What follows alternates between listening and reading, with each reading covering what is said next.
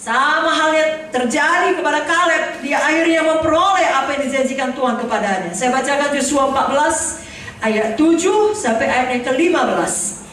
Aku berumur 40 tahun. Berapa tahun saudaraku?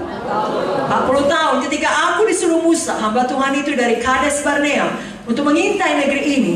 Dan aku pulang membawa kabar kepadanya yang sejujur-jujurnya. Sedang saudara-saudaraku yang bersama-sama pergi ke sana dengan aku, membuat tawar hati bangsa itu, aku tetap mengikuti Tuhan Allahku dengan sepenuh hati. Pada waktu itu Musa bersumpah, katanya, sesungguhnya tanah yang diinjak oleh kakimu itu akan menjadi milik pusakamu dan anak-anakmu sampai selama-lamanya, sebab engkau tetap mengikuti Tuhan Allahku dengan sepenuh hati.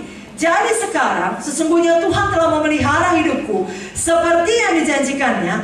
Kini sudah 45 tahun lamanya. Berapa lama saudaraku? 45 tahun lamanya sejak diucapkan Tuhan firman itu kepada Musa. Dan selama itu orang Israel mengembara di padang gurun. Jadi sekarang telah berumur 85 tahun aku hari ini. Pada waktu ini aku masih sama kuat seperti pada waktu aku disuruh Musa. Seperti kekuatanku pada waktu itu, demikianlah kekuatanku sekarang untuk berperang dan untuk keluar masuk. Oleh sebab itu, berikanlah kepadaku pegunungan yang dijanjikan Tuhan pada waktu itu. Sebab kau sendiri mendengar pada waktu itu bahwa di sana ada orang enak dengan kota-kota yang besar dan berkubu. Mungkin Tuhan menyertai aku sehingga aku menghalau mereka seperti yang difirmankan Tuhan. Lalu Joshua memberkati Kaleb bin Jefune dan diberikannya Hebron kepadanya menjadi milik pusakanya. Itulah sebabnya Hebron menjadi milik pusaka Kaleb bin Jefune orang Kenas itu sampai sekarang ini, karena ia tetap mengikuti Tuhan Allah Israel dengan sepenuh hati. Nama Hebron dahulu adalah Kiryat Arba. Arba ialah orang yang paling besar di antara orang enak, dan amanah negeri itu berhenti berperang. Malam hari ini semua kita punya spirit of Caleb. Bagaimanakah spirit of Caleb? Iman yang tekun. 45 tahun bukan waktu yang singkat. Ada orang sakit, mau dalam 2 detik langsung sembuh. Nunggu 1 hari pun tidak mau. Padahal kadang-kala bagus dia menunggu, ada proses sampai kesembuhan itu benar-benar dimanifestasikan. Karena itu membuat dia lebih banyak belajar firman Tuhan, kesembuhan. Betul-betul firman itu masuk ke dalam hatinya, itu yang kemudian menjadi kesembuhan bagi seluruh tubuhnya. Daripada sekedar menerima karunia-karunia daripada orang yang mendoakan dia. Adalah lebih baik kita sembuh oleh iman kita sendiri terhadap firman Tuhan. Karena biasanya kesembuhan seperti itulah yang bertahan. Itu sebabnya dalam menerima janji Tuhan, jangan selalu mau instan. Kita harus punya iman yang tekun. Kita harus belajar untuk sabar. Sama seperti Kaleb, tetap beriman berapa lama pun waktunya. Ada banyak orang pada awal pengikutannya kepada Tuhan sangat panas. Tapi setelah mengalami testing waktu, proses beberapa lama, mundur, suam, dingin, paling parah, redup, padam, berbalik, memberontak. Jangan ada seperti itu.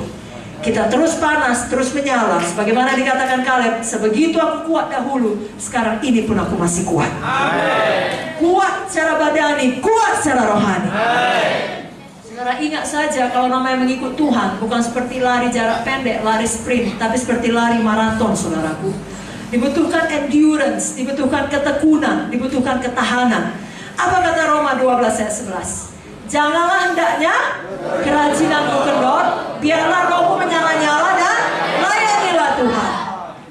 Satu perkara tadi juga sudah dikatakan Ibu Munti, pada waktu kita melayani Tuhan, pada waktu kita mengikut Tuhan, apalagi melayani Tuhan, penderitaan akan datang, persoalan akan datang, aniaya akan datang. Kalau itu datang, jangan bingung, jangan takut, jangan menyerah, jangan berhenti di tengah jalan.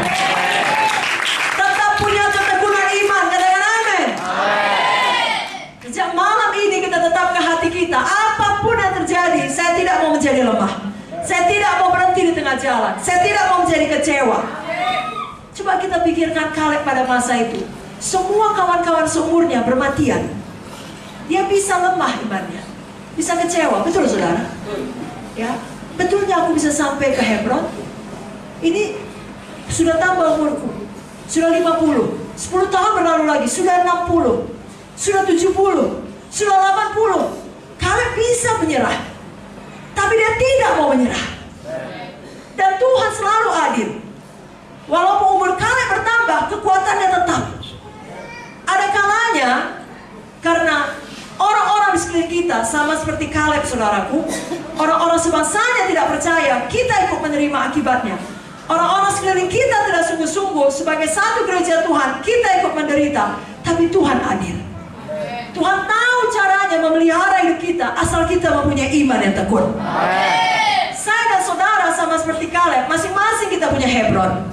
Masing-masing kita punya panggilan Tuhan yang harus kita genapi. Jangan berhenti di tengah jalan. Jangan berhenti ketika saudara dalam kekurangan. Artinya saudara berdoa untuk berkat tidak juga datang, tetap beriman. Tetapi sebaliknya, jangan berhenti kalau saudara sudah sangat diberkati.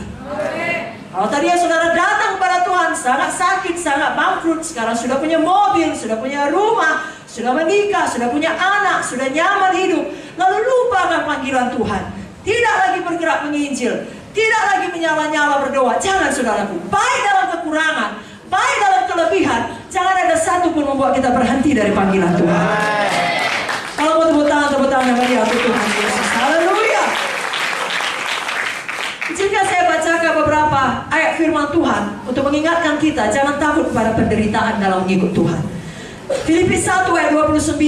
Sebab kepada kamu dikaruniakan bukan saja untuk percaya kepada Kristus, melainkan juga untuk menderita untuk Dia. Mari sama-sama ucapkan, saya rela menderita untuk Yesus. 2 Timotius 3 ayat 12. Memang setiap orang yang mau hidup beribadah dalam Kristus Yesus akan menderita aniaya. 1 Tesalonika 3 ayat 2 dan 3. Lalu kami mengirim Timotius, saudara yang bekerja dengan kami untuk Allah dalam pemberitaan Injil Kristus, untuk menguatkan hatimu dan menasihatkan kamu tentang imanmu, supaya jangan ada orang yang goyang imannya karena kesusahan-kesusahan ini. Kamu sendiri tahu bahwa kita ditentukan untuk itu. Mari sama-sama ucapkan, saya tidak akan goyang iman. Saya tidak akan goyang iman. Katakan lebih kuat lagi angkat tangan saudara. Iman saya tidak akan goyang. Iman saya tidak goyang. Karena kesusahan-kesusahan. Karena penderitaan-penderitaan. Saya tahu. Saya ditentukan untuk itu. Dan saya lebih dari pemenang. Yang sungguh-sungguh percaya, katakan amin. Berikan lagi tepuk tangan bagi Tuhan Yesus. Siapa yang tidak takut lagi kesusahan? Siapa yang tetap mau bertekun dalam iman? Katakan amin. Haleluya.